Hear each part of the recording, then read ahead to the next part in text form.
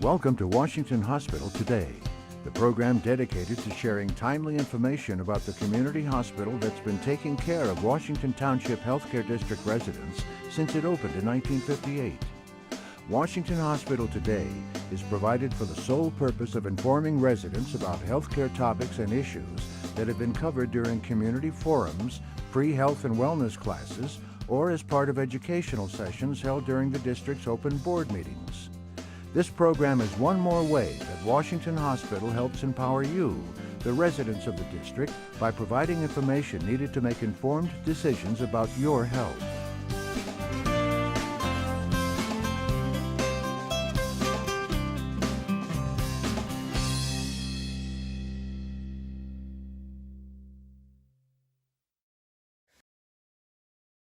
Today's presenter is Dale Amanda Tyler.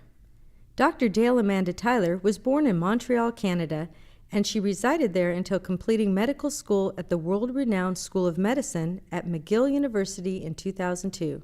She was then accepted into a general surgery internship and otolaryngology head and neck surgery residency at the University of Florida in Gainesville. She then elected to pursue further specialized fellowship training in pediatric otolaryngology head and neck surgery at Rady Children's Hospital in San Diego. She is currently board certified in otolaryngology head and neck surgery, both in the United States and Canada. Dr. Tyler currently practices medicine at Washington Township Medical Foundation in Fremont. Hearing loss is something that's common. I'm sure everyone in this room is in some way affected by hearing loss. If not you, then a loved one. And there's a lot of information that people don't know or understand about hearing loss. And there are a lot of options for therapy of hearing loss that you may not know about. And so what I want to present to you today is what exactly the impact of hearing loss is on you and on loved ones if you are a person who has hearing loss, and what are some options that are available today. And we're lucky enough to have Dr. Ken Smith. He's an audiologist here in Fremont and in Castro Valley, and he'll be speaking as well as to some of the options for treatment of hearing loss. So if you do have the handout, on the first page is a questionnaire. And it is a bunch of questions that I'm going to just put up here, and we don't have to necessarily go through every single one. But as I'm mentioning them or at this time, go ahead and see if any of these fit you or someone you love. And if there's more than a few that are a yes, then there's a very good chance hearing loss is coming into play in your life. So questions such as, do you have difficulty hearing over the telephone? Do you hear better through one ear than the other when you're on the phone? Do you have trouble following conversations when two or more people are speaking at the same time? Do people complain that the TV is just too loud? Do you have to strain to understand conversations? Is it tiring to understand conversations? Is it difficult for you to hear when there's a lot of background noise?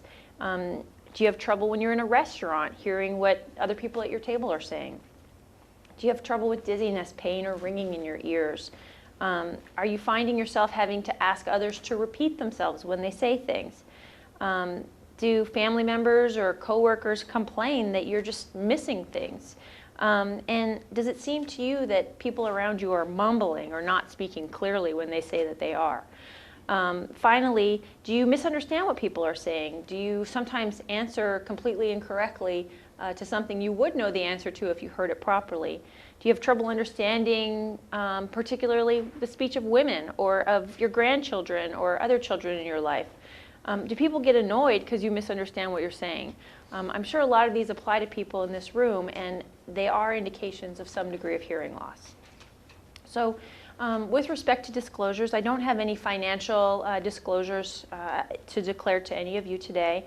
And we will be talking about some technologies and some surgeries that involve certain devices.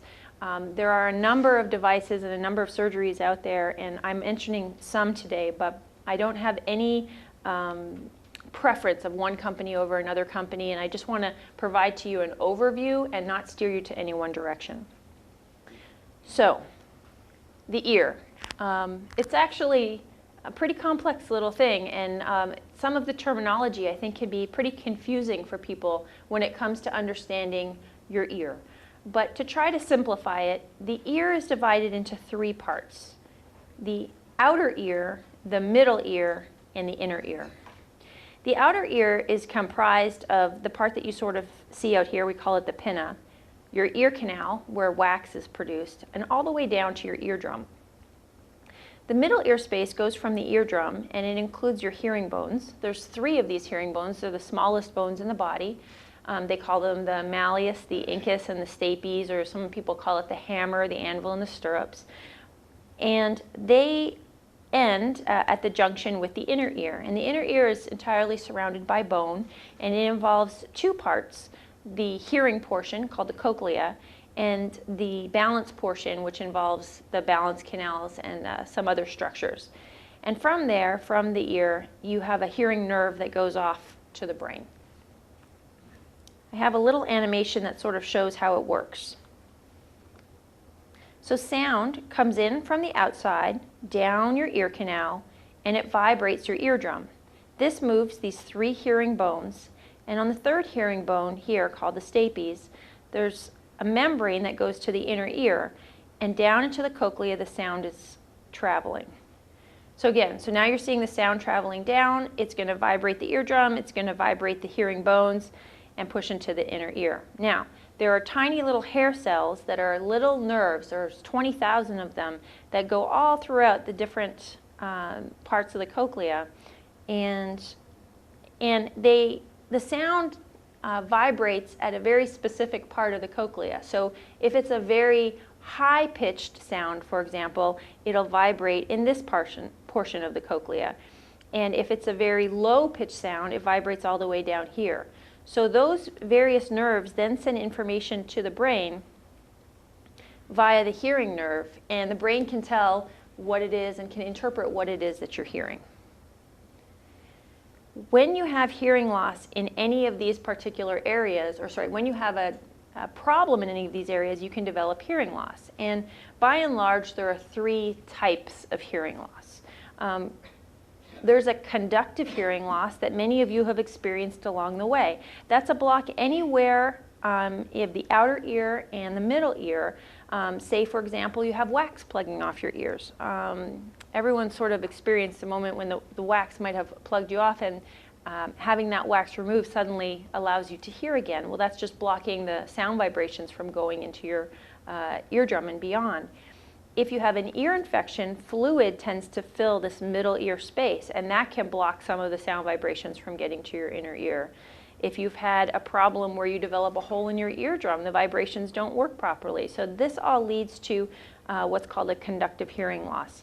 Finally, there's a process that's called otosclerosis that is relatively common, where that third hearing bone becomes fused and it isn't able to kind of push the vibration deeper into the inner ear. And so there's many reasons why a person could have a conductive hearing loss, but for the most part, we're not going to focus on those reasons today and those problems today, because there's a lot of treatments that have long existed to deal with these types of problems.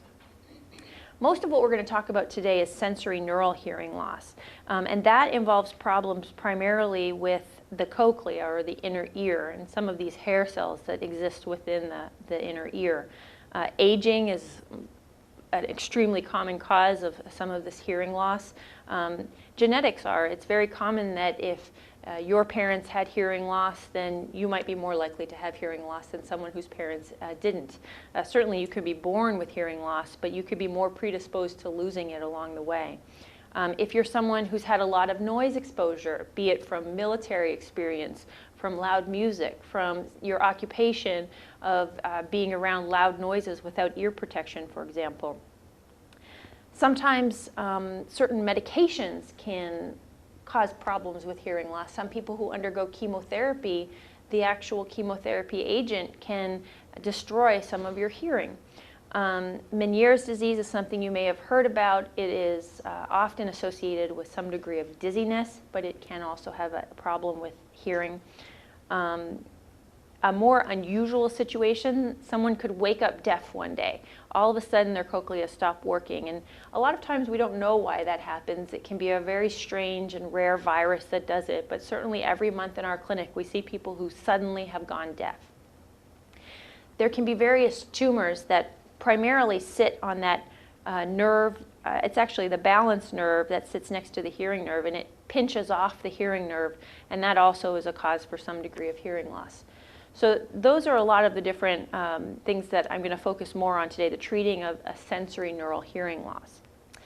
So to measure hearing, you undergo testing by an audiologist, and typically that's performed in a soundproof booth. And ultimately the audiologist is going to develop a specialized graph called an audiogram of how you're hearing. And so this is two examples of the same thing essentially.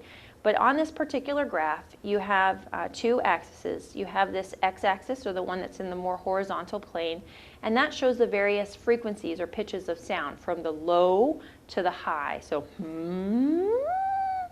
and we care most about the mid frequencies, this particular area here, because if you look over on this graph here, that's where most of the sounds of human speech are. You know, dogs can hear sounds that we can't because we may not be able to hear all the high frequencies, but we don't really need to hear what dogs hear. We need to hear what humans hear, and that's primarily speech and voices.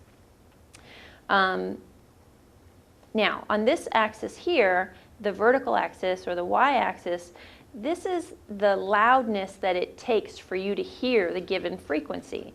So ideally, you want to be as high up on this axis as possible, and anything 20 decibels or closer to the top is considered normal hearing, at least for a young person.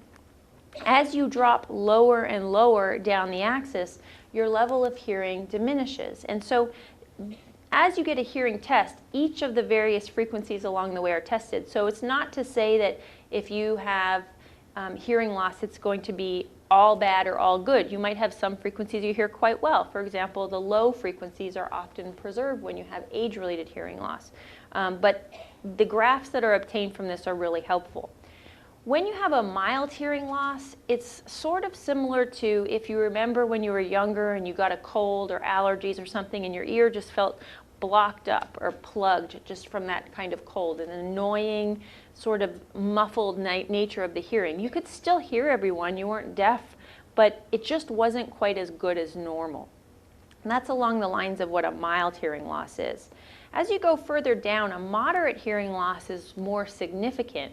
It's almost like you take your fingers and you plug off your ears like this. So, you know, if you're hearing something really loud, like you're at a concert and it's just much too loud, or if you're hearing a jet engine, you'll put your fingers here to block a lot of those sounds. It's not to say that you can't hear that there's a concert going on or a jet engine playing. You can hear loud noises, but you're not hearing things as clearly when they're at a normal conversational level, and it's particularly bad when there's background noise that's confusing everything. As you get lower and lower down this graph, things are getting worse and worse, and you may not understand anything but very loud speech immediately next to your ear. And more you rely on other cues for hearing, like people's lips moving, for example. When it comes all the way down to the bottom of the graph, this profound hearing loss, you can be stone cold deaf, where you don't even hear the jet engine. So this graph kind of shows the various sounds of how loud certain things are.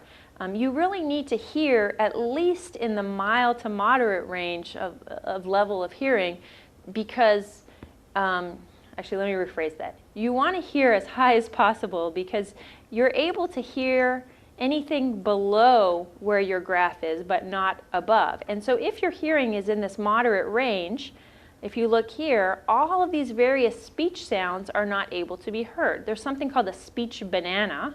It's a little term, that's a medical term, and that's where a lot of these various sounds are. So if your hearing is lower than where this banana is, you're missing those speech sounds at regular levels. And so hearing test gives us a lot of information. Now that's part of where it shows you, it tells you where the tones are heard. It doesn't tell you how you understand things. And with a hearing test, they also will measure if you actually understand the words that are being told to you. So I have this little animation. You may have seen it before. It's from something very familiar to a lot of people. And it kind of goes through a little bit of how one is hearing with various levels of hearing loss. So I'm not sure that the volume is loud enough. If it's not, we're going to play it again. We might play it twice anyways. But this will give you an idea of what hearing loss levels mean. 1, 2, 3, 4, 5, 6, 7. Aha! You're on my apartment building on Granite Avenue. You owe me $300. Get it up? Fred, take it easy. It's only a game. Wilma, I'm just like them big tycoons. I play to win. Now, Barney, pay up or get out of the game. Busted. That's 1 down and 2 to go. Betty, it's your turn. I don't have any more money either. You got it all. Then I'll take a mortgage on your open home.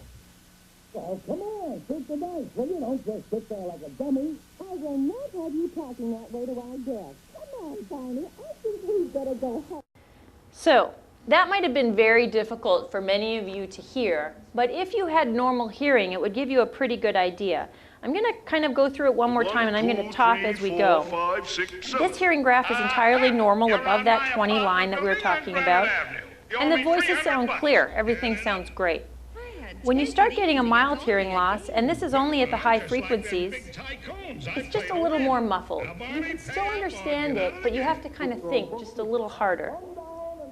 When it's moderate, you can really imagine yourself pushing off your ears and things sounding more muffled. Again, by using cues like watching their lips, which can be a little difficult for a cartoon, it can be, more easy to understand. And with severe, it's very difficult to know what's going on without other types of cues to orient you to what's being said. So briefly, I wanted to talk about age-related hearing loss. It's common. It's actually more common to have hearing loss than not to have hearing loss once you get to a certain age. 50% of individuals aged 65 or older have some degree of age-related hearing loss, and 80% of those aged 85 or older have hearing loss. That's a tremendous number of people who have hearing loss and that are missing various sounds out there in the environment and in their lives. Certain things can predispose to more age-related hearing loss or can worsen or hasten the hearing loss. We talked a little bit before about genetics. It can run in your family, but even health choices like smoking can cause that because it can affect some of the blood vessels that supply your hearing nerve in your inner ear. Noise exposure, we mentioned, certainly can hasten age-related hearing loss. Having heart trouble, high blood pressure, diabetes, kidneys trouble, and other types of inflammation in your body all can contribute too. So it's sort of a double whammy. If you're having health problems in other parts of your life, unfortunately, you're more predisposed to hearing loss. So it's not fair, but it's something to be aware of. When you have a higher frequency hearing loss, it can be more difficult to understand consonant sounds and people who have accents. So especially on the phone, when you don't have cues like people's lips moving and watching how their hands are moving and kind of what they're describing, it can be very difficult to understand someone who speaks with a different accent more so than someone who doesn't. It's more difficult to hear in noisy places when there's background noise. And it can seem like people are speaking too softly or mumbling. It's a very common occurrence that we'll have, one spouse drag another spouse into our clinic to say, check their hearing, and the person who the person who potentially has the hearing loss will sort of say, it's not me, they're always mumbling. They always talk too softly, and if they would only speak without mumbling, then I'd be able to hear them. And by and large, unfortunately, that's not the case. Yes, there are mumblers out there, but the hearing loss is generally playing the bigger role. We were talking about the higher frequencies being more impacted in the hearing loss, but as the lower and mid frequencies are impacted, that's where that speech banana was, and that becomes more and more difficult to understand the words that are being said, even if they're said loud enough for you to hear them. This kind of shows an example of age-related hearing loss. The medical term for that is presbycusis. And so what you can kind of see is the various ages. You know, a 20-year-old is all in the normal range, and by 40, many people are starting to edge out of that normal range. Now, the scary thing is teenagers today are having increased hearing loss, and that's coming from these MP3 players and the headphones that are very, very loud. It's almost like they're doing military service and they're just sitting in their houses listening to this music. So we know that it's serious, and it's not something that's isolated to older generation. It's actually getting worse. But with that said, as you age, certainly your hearing tends to get worse and worse. That can be accelerated by any of those other things we were talking about, particularly with noise exposure or some of the genetics. So you might be a 50-year-old but have the hearing of a 90-year-old if you have some other risk factors for hearing loss. Now, about 16% of working-aged individuals, so between the ages of, say, 20 and 69, have hearing loss in at least one ear. And that makes a big difference. Even having one ear impacted has been shown to affect a lot of your occupational attainment. And by that I mean you are less likely to earn as much as someone who can hear well from both ears. And actually there's a study that showed the annual wages being less by a factor of about $8,000. So going from an average wage of about $31,000 a year to about $23,500 in a year just from having hearing loss. And why is that? It's because you're going to be looked over potentially more for a raise or a promotion. You're going to feel less comfortable to advocate for yourself to get these types of things. And sometimes you kind of take a step back because you don't want people to recognize that you have this hearing loss. And by hiding it, it doesn't help you get ahead. Now, interestingly, even though the people who have this hearing loss earn less, they are not any more likely to receive SSI. So they're not deriving other kinds of benefits. They're just getting hurt by the hearing loss. So hearing loss is real, and it's real at any age. I'm not mentioning here about children. I actually have a background in pediatric ear, nose, and throat surgery, and there's humongous implications for hearing loss in children. It used to be that you would say, well, if you had one good ear, you're fine as long as you have the one good ear. But that's not true. In school, about a third of kids who have only one good ear fail a grade. That's about 10 times higher than if you had two good ears. So it's not because they're dumb. It's not because, you know, they are a problem person and have health problems. It's because they're missing sounds. And so it affects kids, it affects working age people, it affects older people, and it's a big problem regardless of the age. So what are the health effects of untreated hearing loss in the adult population? It can impair your memory, and it can affect your ability to learn new things. It can be pretty hard to remember something you didn't hear properly in the first place. So that's a huge thing. And if you already have some degree of memory loss, it can actually hasten the decline of your ability to think quickly.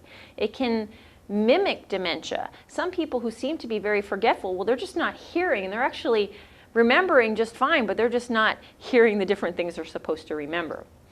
I think some of you may have been exposed to people who have hearing loss that are very negative or angry or irritable, particularly when you mention some of the shortcomings in their hearing. It can cause you to feel tired, to feel tense, stressed, depressed when you're not hearing as well, largely because it's very socially isolating and it's very lonely not to live inside the world. And the world is a hearing world. And when you're outside of that world, it's very off-putting and it's very isolating. It can make you a little less alert. If you're not hearing things, if you're not exposed to all the normal sounds, you know, it's easy to just kind of go off into your own little world and take a nap. There's actually increased risk of falls. That's a serious thing. Falls lead to hip fractures. Hip fractures lead to serious problems and potentially even death. And that might be because you can't hear when the carpet ends. You know, you don't have some of the cues of when there might be a you step in a puddle or something like that. And so you're at more risk of falling, and the increased risk of accidents. If you can't hear a car zooming by you on the side, or if you can't hear the turn signals, or someone else shouting from the outside, you potentially are putting yourself at risk or others at risk. And so there's serious implications of not being able to hear from a health and wellness standpoint. I think a lot of spouses of people who have hearing loss recognize that it's not just the person with hearing loss that is affected by the hearing loss.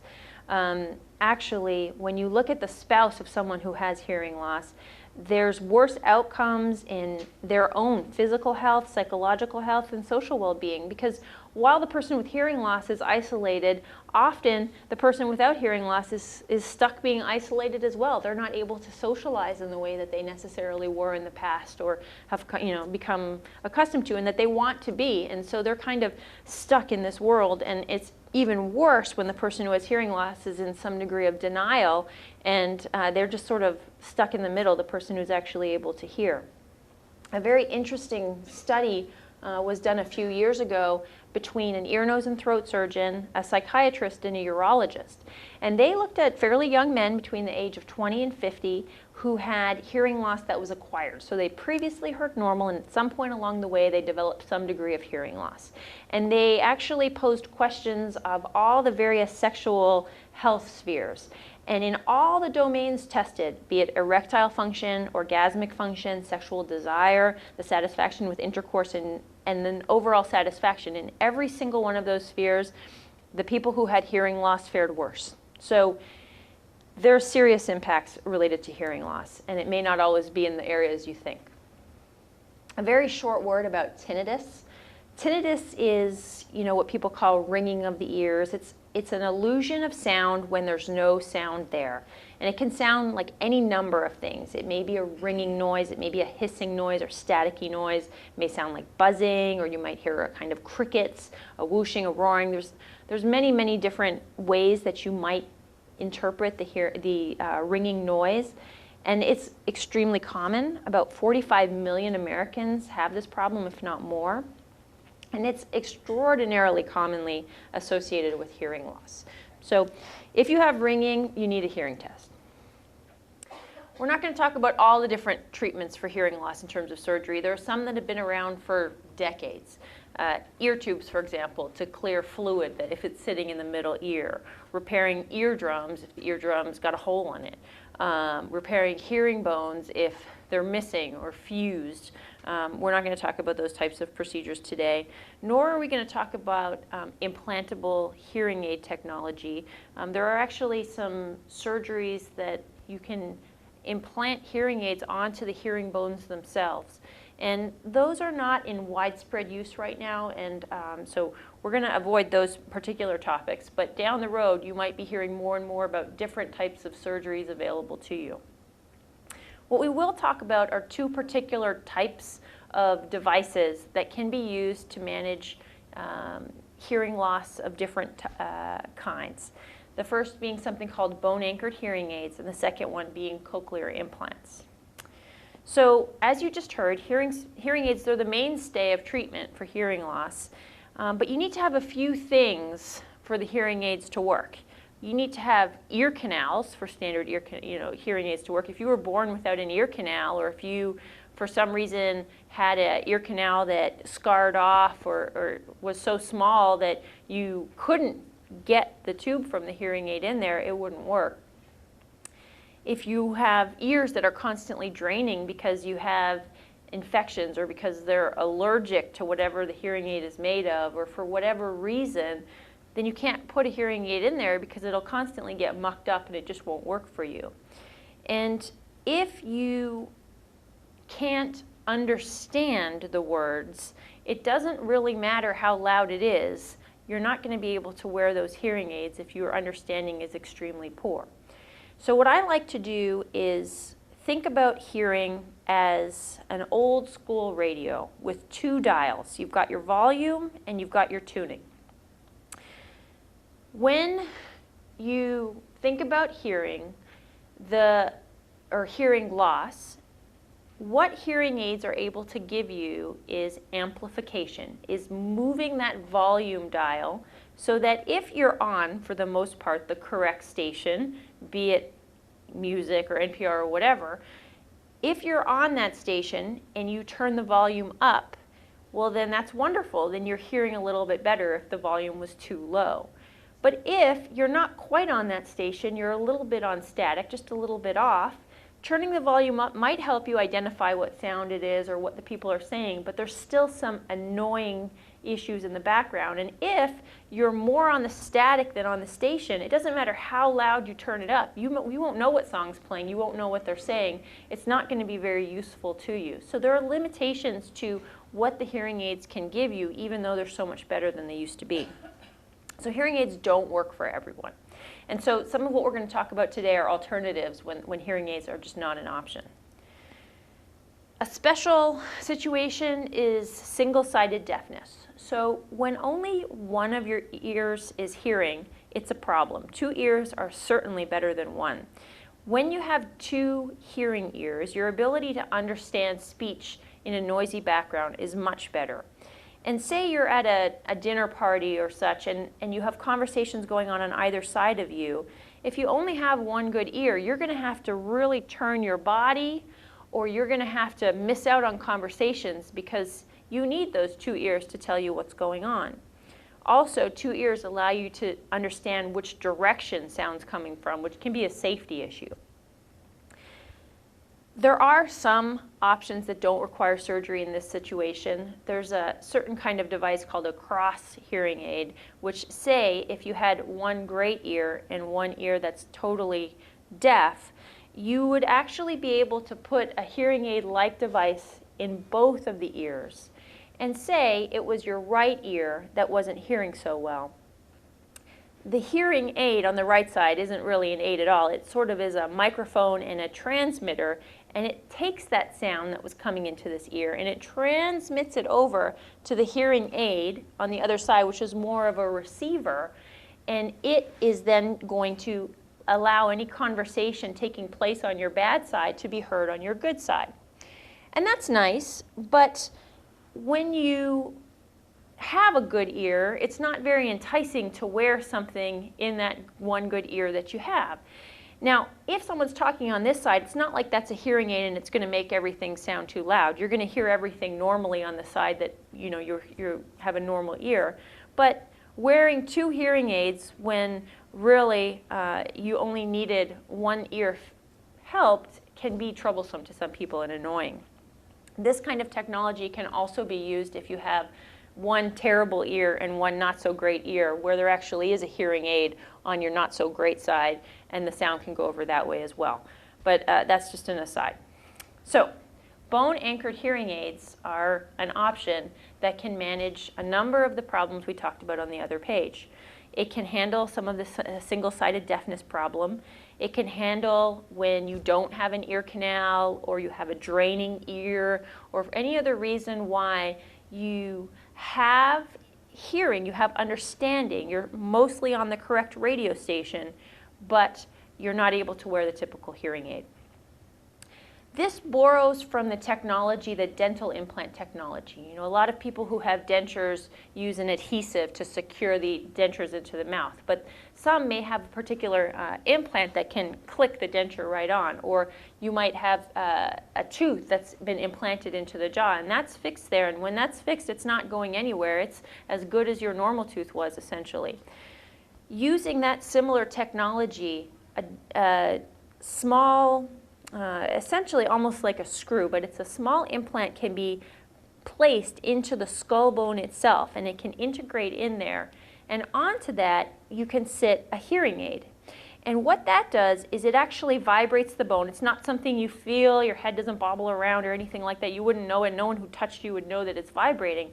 But the sound actually vibrates the skull. It bypasses the outer ear, bypasses the middle ear, and it directly stimulates that inner ear, so you can hear again. And I actually have a demo of that, so if anybody is interested, I can show you what it feels like if you have one bad ear to use this, this system, or anybody could try it today, it's fine. this is very interesting, but there have been some limitations in the past that now are partially overcome. One of the limitations is you can kind of sort of see, this is a person who's sort of been cut straight down like this. And this is that titanium implant that's sitting in the skull bone. And this is the hearing aid. It's sort of about the size of a matchbox that sits on there. But this screw is sticking out of your head. So a lot of people say, well, I don't want to look like Frankenstein. Now, it's not sticking very far out of the head. It doesn't look particularly strange. But there is some care involved when there is this device. You almost have to treat it like teeth. You know, you have to kind of brush it to make sure the skin doesn't grow over it, and you have to just, you know, take care of it. And so that's been a limitation in the past, and I'm going to show you how that sort of changed a little bit. So I want to just show you how this device kind of works. So sound comes in from the outside, goes to the hearing aid, and that hearing aid then sends it to this implant, which vibrates the bone, bypasses the middle ear, and that sound then goes to the inner ear, to the cochlea, and then to the brain. So this technology can be used to treat single-sided deafness. And so in this particular example, you have the implant on this side. So this ear is the deaf ear. So if a person typically, without the implant there, is talking on this side, unless the person turns themselves around so that this ear is hearing it, or unless the person on this side is talking loud enough, it's going to be difficult to really understand everything that's being said. Well, if you have this implant in here, then this microphone can collect the sound, transmit the vibrations through the skull, and it actually goes to the other ear as well. So it doesn't matter that this ear, the bad ear, can't hear. The sound will actually go to your good ear. And so that can be extremely useful for treating this particular kind of deafness. Now, I had mentioned this particular device required a screw that was visible on the outside, and that's been a limitation for us in the past. But newer technology has been approved in the last year, year and a half, that actually allows underneath the skin where the implant is placed to be covered by a magnet. And then the skin gets closed up over it, so you'd never know anything was there. And then your hearing aid, this is kind of the newest look, it just came out in the last month or so, no longer kind of looks like that square box.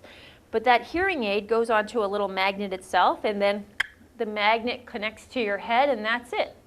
Now, it doesn't look as funny as you think, and this is kind of a color that's a little bit more obvious, but they make them in most of the various hair colors, and that is an alternative to having to take care of the abutment, the device on the external part of the device, and it becomes a lot less obvious and quite easy to use, and you can use it throughout the day, and usually you just take it off to shower. Now, how does this look in reality? So this is sort of how it looks. That's how that screw sort of looks. It sits quite close to your skin level. It's not really poking out of your head at all. And in the past, if you were to look up on the internet, you know, what is this bone-anchored hearing aid about, you're going to see a person who has a big bald patch, even if they have tons of hair, that sits around the device. And it used to be, even 5-10 years ago, that we'd actually have to physically remove each of the hair follicles so that the skin could sit as close to the bone as possible so that the hearing aid would work, the bone-anchored hearing aid would work. But now that's not necessary anymore. So we thin it some, but the hair stays present. So what you see is this female is actually wearing the bone-anchored hearing aid here, and you can barely see it because it's hiding underneath her hair, and it still works just fine. This gentleman here has one of the magnetic kinds, and so you can't even see anything wrong behind his head, and now he's got the hearing aid on. This is a different company's device, but it's the same idea, and so again, you see this abutment that's visualized. You see some of the hair has been removed here, and again, it tends not to be necessary to do that these days. So what exactly is involved in the surgery? It sounds pretty scary, drilling into the skull. What's that all about? It's actually quite easy. It's an outpatient procedure. It takes generally under an hour. You really don't shave all that much hair at all. Essentially, you just need to have a thick enough skull. So any adult is pretty much a pretty reasonable candidate for this. If it's a child, there's actually a special elastic that's used until they're about 6 years old because their skull's not thick enough till then. But a grown-up, you don't have to really worry about that.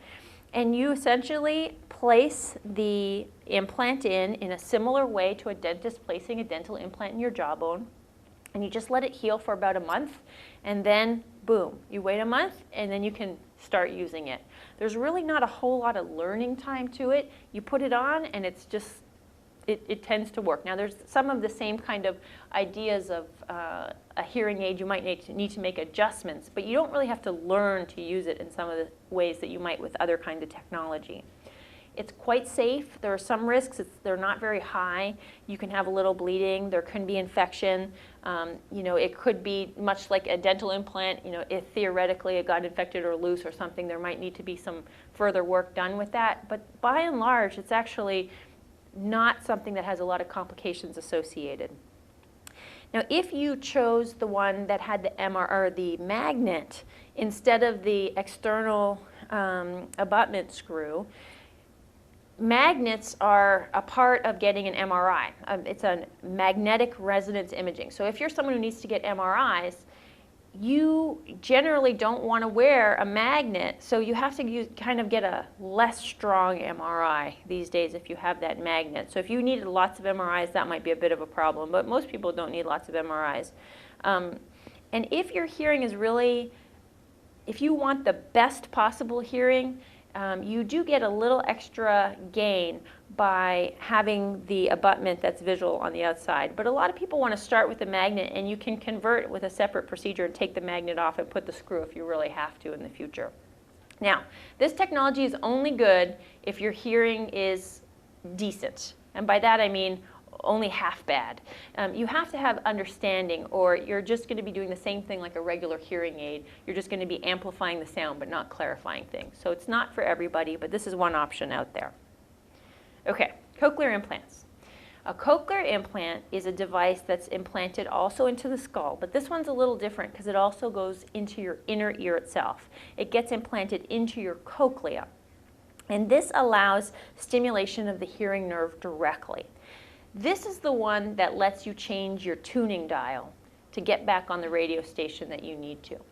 This is pretty much one of our only options we have available right now to clarify sound. And it's quite expensive technology, and actually most insurances will cover it for the appropriate candidate. But you need to, at this point in time, have hearing loss in both ears that's severe enough that hearing aids are not working for you. And so there's certain tests that we do to see just how bad the hearing is, and it has to be pretty darn bad for you to qualify. But we actually have hundreds of thousands of people in the Bay Area that could qualify for this technology, but that don't, have never tried or considered it. So even though the hearing has to be pretty terrible, there's a lot of people out there with pretty terrible hearing. Now, this device does not restore normal hearing. It may tune you. You may be able to tell what radio station it is. It is not bringing you back to the hearing aid you had when you were 14 years old. But it can give you back your ability to socialize, your ability to talk on the phone, your ability to get out there again. And this is really life-changing for a lot of people. It is not the easiest thing in that you really do need to retrain the brain afterwards to understand what these new sounds are that you're hearing. People can complain after they get this type of device that voices sound like Donald Duck or they sound like robots. It's not exactly like it once was, but it's remarkable that if you give it some time and you practice with it and you relearn how to hear, you can start getting a lot closer back to the sounds that you remembered what were normal sounds. So how does this work? Well, for a cochlear implant, there's an outside portion and there's an inside portion. So I'm going to kind of show you here how that is. There is an external portion here that almost looks like a hearing aid, but nothing goes into your ear canal for the standard cochlear implants, where again you have the microphone that's going to pick up sound. That sound is then going to be processed here in the speech processor and converted to a pulse that is going to go through this particular coil. So this is another thing with a magnet. The magnet on the outside is going to communicate with this magnet on the inside for the receiver stimulator, and it goes almost by a radio wave through your skull. You don't feel any of it. That then gets converted to electrical pulses that go down, down, down through this wire, and these electrodes go to your cochlea. So we kind of mentioned before how some of the lower pitched voices or lower pitched sounds are here, and the medium ones are here, and the high sounds are here. It can selectively send sounds to the frequency that you need it to, and then that goes onto the brain, stimulates the nerve, and goes onto the brain. Most of the time when you have hearing loss, the problem is in the cochlea itself. The hearing nerve is okay. So if you can overcome the problem in the cochlea by stimulating the nerve directly right there, things can be a lot better. So I'm going to show you an animation here. So you're going to see again this external device where you have the outside processor, the microphone kind of sits here, and sound's going to come into this microphone. It's going to go through, and then this is an electrode that's going into your inner ear, okay, into the cochlea. It kind of circles around. The initial ones only had one single electrode. It was only stimulating one single frequency, and the ones now are upwards of 20. So this is showing the sounds kind of going in and stimulating the various points, the various electrodes, and it might be, you know, multiple at the same time, but through this and through the various parts of your cochlea being stimulated, the sound goes down your hearing nerve to your brain, and then your brain interprets it as sound again. A lot of people have a hard time understanding what this kind of means, and so I'm going to give you an analogy that's completely different, but just to kind of put it in perspective. If you imagine a person who's entirely blind, where the world is black, okay? Say in the past you looked in the sky and you saw a rainbow, the beautiful colors, red, orange, yellow, green, blue, you know, etc. All the, you know, and all the colors in between, it just all bleeds into each other. If you go from looking at a totally black sky to seeing, not perfect, but seeing a red line, an orange line, a yellow line, a green line, a blue line, you look up and you say, well, that's a rainbow, and it's actually pretty beautiful compared to seeing black. Now, it's not that beautiful, rich rainbow that you saw before, but you know it's a rainbow. You look over there, oh, that's a rainbow. It changes your life to know that that's there. It's kind of similar like that with the cochlear implant, although it's getting better and better. So, what can a cochlear implant do for you? The hearing benefit can be variable, and it sort of depends a little bit on how much effort you put into it and how long your hearing has been not good. Generally, people get at least some benefit, but it can be amazing. It can be near normal. An example would be children. So the FDA allows you to implant children as young as 12 months, and even some 4 or 5-month-olds have been implanted for other reasons. But these are children who would otherwise be completely deaf and basically limited to sign language for communication. And if you implant them at that really young age as the brain is developing, by kindergarten, you would never know that most of these kids had a single problem. They have normal speech in most cases. They run around in the playground. You call them from the other room, they hear you. It's amazing. And so that's the potential of how good it could potentially be for an older person who's had hearing loss and then it's restored. But as Dr. Smith was mentioning, the longer the hearing's been out, potentially the results may not be as good. You just don't know for sure. I can tell you that we have a patient, the first patient that we implanted here is 93, and this patient immediately heard better from the second that it was turned on. So age doesn't limit things. You just don't know, but by and large, people do better. It just takes a little bit of time. It allows you, these implants, to perceive different sounds, soft sounds, loud sounds, the sound of someone burping, of a turn signal, of music, of someone clapping, of you name it. All the sounds in the environment that you may be having a hard time hearing, it does let you hear. It lets you understand speech without having to lip read, or at least very much allows you to have improved lip reading.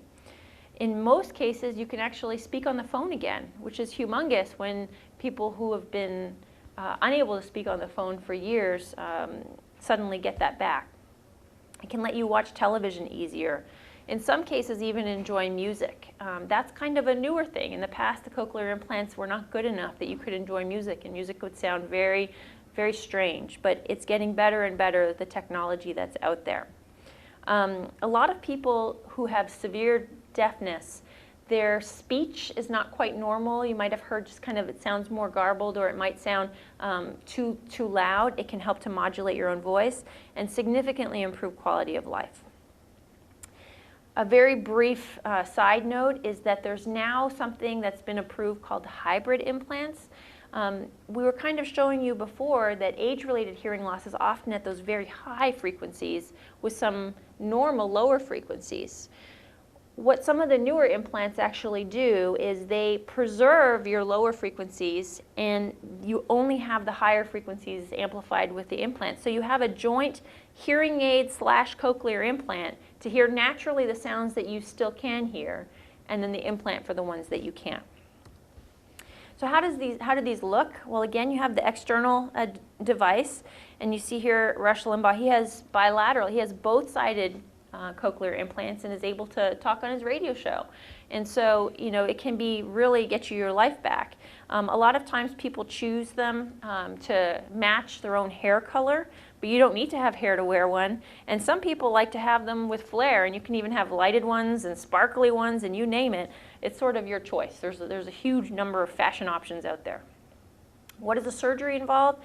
Well, usually you can go home the same day, although sometimes you can get a little dizzy with surgery. So some of our older patients, we will observe them in the hospital overnight just to make sure everything is okay. There's minimal hair that's shaved. There is a cut behind the bone, or behind the ear. The bone is drilled behind the ear, in the skull to some degree, and in the inner ear.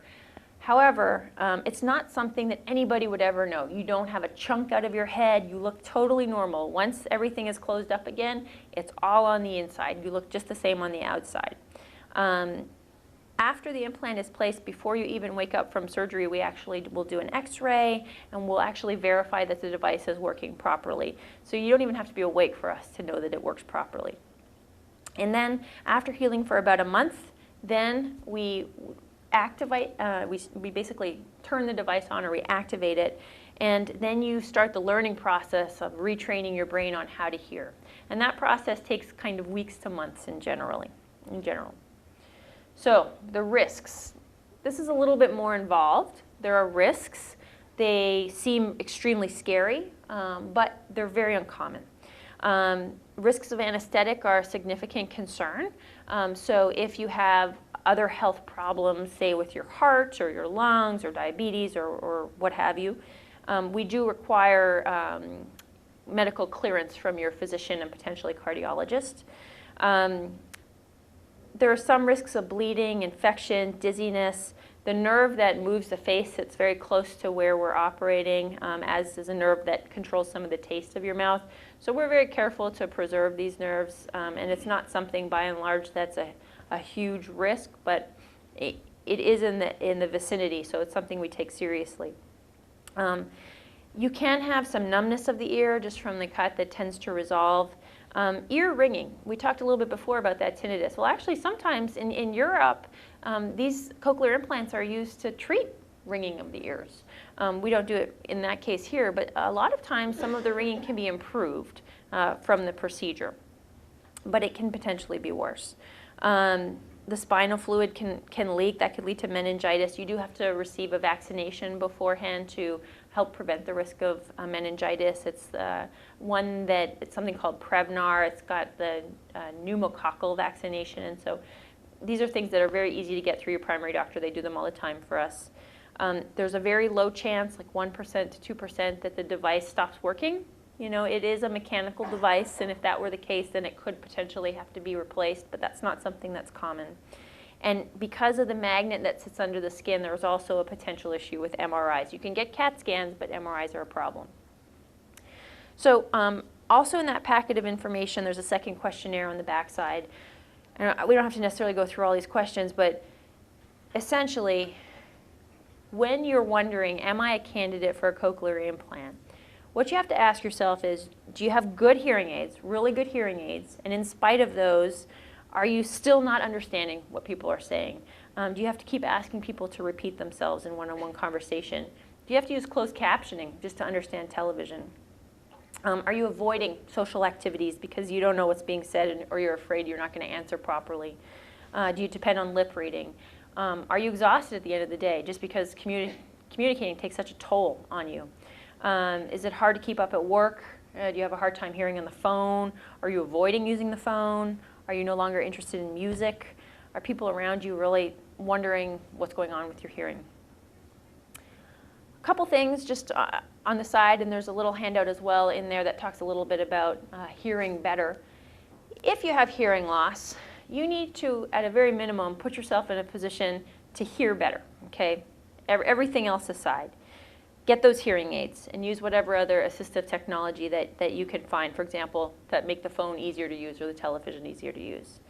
Get closer. When someone's talking to you, that's not the time to walk away. You want to get right up in them and be able to see their face. Don't try to listen from another room. You're just not going to be able to hear if your hearing's that bad. You need to take breaks sometimes because it can be tiring to listen so attentively. Ask the person who's speaking to slow down. If they're speaking too quickly, it's just not going to make it very easy for you to know what's going on. Ask the speaker to turn so that you're able to see their face and their lips. And don't pretend that you're understanding. Smiling and nodding is not the way to kind of live your life when you don't know what's going on. And on the flip side, if you're someone who lives with a person with hearing loss, you want to speak clearly. You want to speak in a normal tone of voice. You don't want to shout. Shouting is not helpful.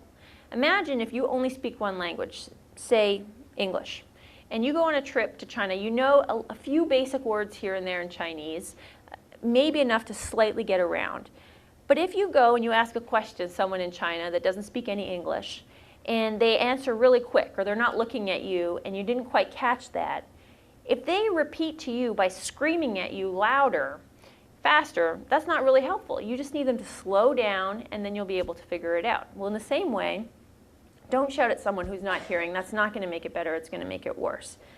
If you want to talk to your significant other who has hearing loss, get their attention before speaking so that they can watch you talking. They can get clues to know what you're saying. Try to talk in quieter places. Try to keep your hands away from your mouth so that the people are able to understand what you're trying to tell them.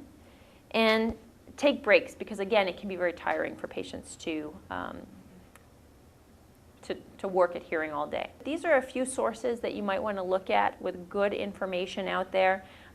Information from the American Academy of Otolaryngology Head and Neck Surgery, from the American Speech Language Hearing Association, and the National Institutes of Health. There's a lot of questions that you might have about hearing or some of the things that we talked about today, and you can find a whole host of information there. So I just wanted to show you this last picture. This is my son. He was a day old. He was getting his hearing screening.